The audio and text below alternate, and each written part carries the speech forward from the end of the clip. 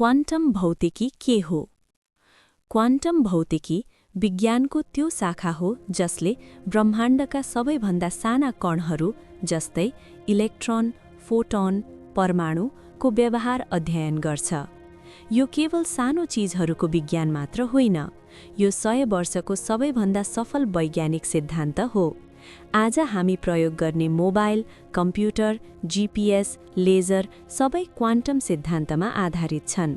हामी अहिले क्वान्टम युगमा बाँचिरहेका छौं। तर एउटा अचम्मको कुरा छ, क्वान्टम संसार सम्भावनामा चल्छ, निश्चिततामा होइन। क्लासिकल बनाम क्वान्टम। क्लासिकल भौतिकी, न्युटनको संसार। आइज्याक न्युटनको नियमअनुसार संसार पूर्ण रूपमा निर्धारणवादी यानी डिटर्मिनिस्टिक थियो।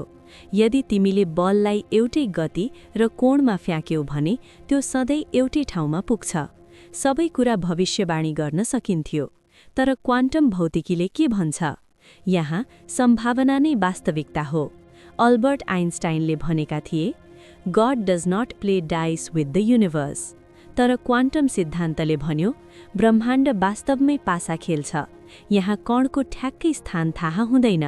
हामी केवल भन्न सक्छौं 50% यस्तो हुनेछ, 30% यस्तो, 20% यस्तो। सुपरपोजिसन यानी सुपरपोजिसन। जब कणलाई अवलोकन गरिएको हुँदैन, त्यो एकै समयमा धेरै सम्भावित अवस्थाहरूमा हुन्छ। इलेक्ट्रोन एकै समयमा यहाँ पनि हुन सक्छ, त्यहाँ पनि। तर जस्तै हामीले हेर्छौं, वेभ फंक्सन कल्याप्स हुन्छ र एउटा मात्र परिणाम देखिन्छ। अवलोकनले वास्तविकता निर्धारण गर्छ जस्तो देखिन्छ। ब्ल्याक होल र हकिङ रेडिएसन।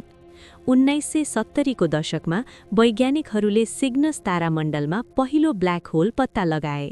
ब्ल्याक होल यति शक्तिशाली हुन्छ कि प्रकाश समेत बाहिर निस्कन सक्दैन। तर 1974 मा स्टिफन हकिङले अचम्मको भविष्यवाणी गरे। ब्ल्याक होल पूर्ण रूपमा कालो हुँदैन। क्वान्टम प्रभावका कारण त्यसले रेडिएसन उत्सर्जन गर्छ। यसलाई हकिङ रेडिएसन भनिन्छ। अर्थात् ब्ल्याक होल पनि समयसँगै बिस्तारै बाष्पीकरण हुन सक्छ। सबैभन्दा शक्तिशाली वस्तुहरू पनि सानो क्वान्टम नियमले हराउन सक्छन्। परमाणु घडी। आज समय कसरी नापिन्छ?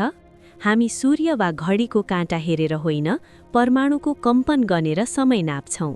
सिजियम 133 परमाणुको 9 अर्बभन्दा बढी कम्पन इक्वल टु 1 सेकेन्ड। जीपीएस प्रणाली पूर्ण रूपमा परमाणु घडीमा निर्भर छ। यदि क्वान्टम सिद्धान्त गलत हुन्थ्यो भने तिम्रो गुगल म्याप्स पनि काम गर्दैनथ्यो। गुरुत्वाकर्षण तरङ्ग। अल्बर्ट आइन्स्टाइनले स्पेस टाइममा रिपल हुने भविष्यवाणी गरेका थिए। 2015 मा लिगोले पहिलो पटक ग्राभिटेशनल वेभ मापन गर्यो। 2 ब्ल्याक होल आपसमा ठोकिँदा स्पेस टाइम नै कम्पन हुन्छ र त्यो सानो कम्पन लेजरको मद्दतले मापियो। यो मानव इतिहासकै ठूलो वैज्ञानिक क्रान्तिमध्ये एक थियो। क्वान्टम एन्ट्याङ्गलमेन्ट। सबैभन्दा रहस्यमय कुरा एन्ट्याङ्गलमेन्ट।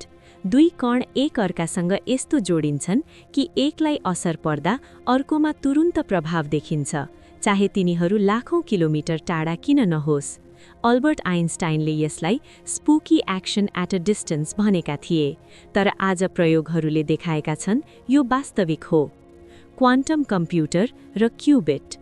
क्लासिकल कम्प्युटर 0 वा 1, क्वान्टम कम्प्युटर 0 र 1 दुवै एकैचोटि। यसलाई क्युबिट भनिन्छ। यसै सिद्धान्तमा आधारित भएर भविष्यका सुपर कम्प्युटरहरू बन्नेछन् जसले आजको कम्प्युटरभन्दा हजारौं गुणा शक्तिशाली काम गर्न सक्छ। Documentary style ending, voice over.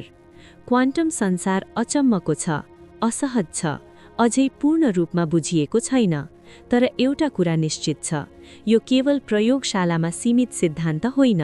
यो हाम्रो फोन, हाम्रो जीपीएस, हाम्रो समय र ब्रह्माण्ड बुझ्ने तरिकामा गहिरोसँग जोडिएको छ। हामी देख्ने संसार स्थिर देखिन्छ, तर त्यसको आधारमा अत्यन्त अनिश्चित क्वान्टम कम्पनहरू चलिरहेका छन्।